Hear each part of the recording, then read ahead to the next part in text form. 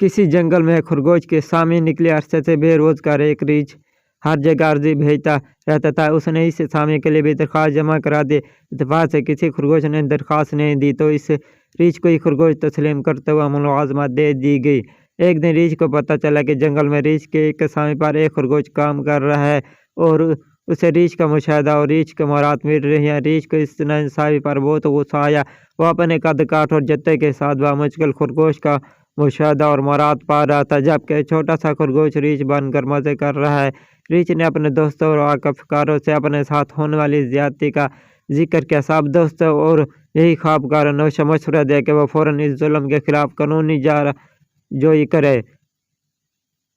रीछ ने उस वक्त जंगल के डायरेक्टर के पास जाकर शिकायत की। डायरेक्टर साहब को कुछ न सूझे, उससे कोई जवाब न बन पाने पर उसने शिकायत वाली फाइल जंगल इंतजामिया को भिजवा दी। इंतजामिया ने अपनी जान छुड़वाने के लिए चंद सीनियर चीतों पर मुश्तमिल एक कमेटी बना दी। कमेटी ने खरगोश को नोटिस भिजवा दिया कि वह हाजिर होकर अपनी सफाई पेश करे और साबित करे कि वह एक रीछ है। दूसरे दिन खरगोश ने कमेटी के सामने पेश होकर अपने सारे कागजात और डिग्रियां पेश के साबित कर दिया कि वह दरअसल एक रीछ है। कमेटी ने अगला दावा दायर करने पर रीछ से पूछा कि वह क्या साबित कर सकता है कि वह खरगोश है। मजबूर रीछ को अपने तैयार करदा कागजात पेश करके साबित करना पड़ा कि वह एक खरगोश है।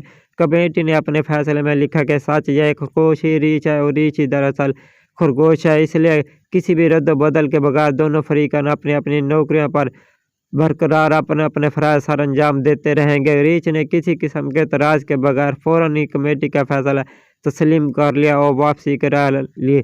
रीछ के दोस्तों ने किसी चूं चढ़ा के बगैर अपनी इतनी बुजदिली से फैसला तस्लीम करने का सबब पूछा तो रीछ ने कहा, मैं भला चीज़ों पर मुश्तमिल इस कमेटी के खिलाफ कैसे कोई बहस कर सकता था और मैं कैसे इनका फैसला कबूल न करता, क्योंकि कमेटी के सारे रुकन चीते दरअसल गद्दे थे और उनके पास यह साबित करने के लिए वो चीते बाकायदा डिग्रियाँ और कागजात मौजूद